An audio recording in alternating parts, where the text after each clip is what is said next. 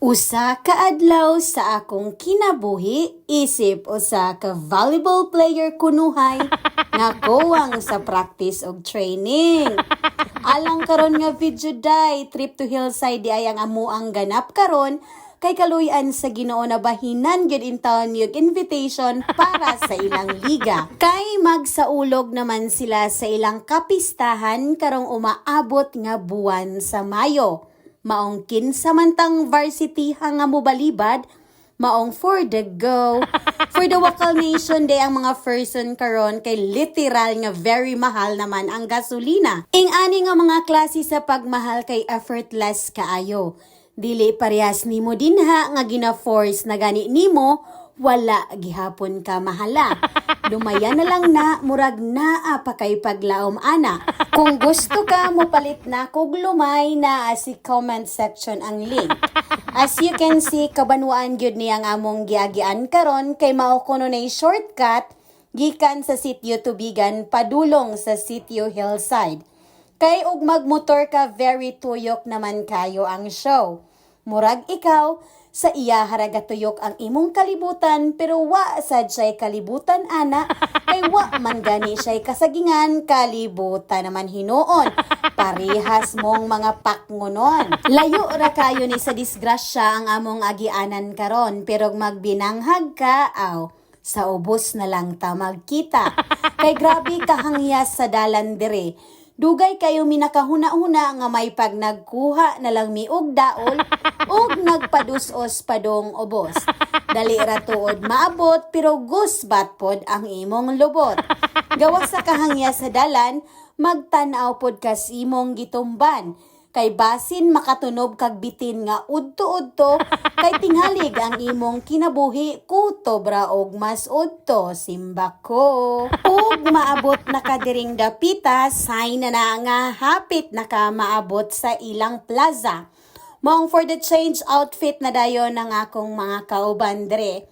Wasigid sila nagsulob sa ilang proper attire kay basin igabot sa plaza, imbes mag-warm up na, magpunit na noon tuway-tuway. Ayaway. Ug pag-abot namo dire out of 8 teams, kami man di ay ni pinaka-early bird dire. Kanira gyud nga award among makaya kay kung arinas duwa, poriyag gaba.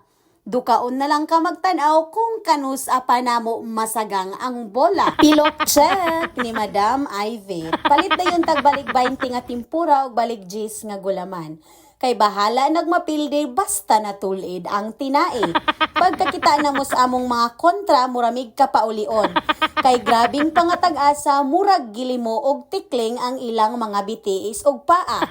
Samtang kami, bata kayog mga height, pero ang mga naong haskang guwanga. Murag lagat nga mga bata nga wa pangkauta. Samtang nagsabin mig tan-aw sa duwa, gasabin pod mig kaon direg ice cream. Salamat kayo Madam Ivette sa imong libre.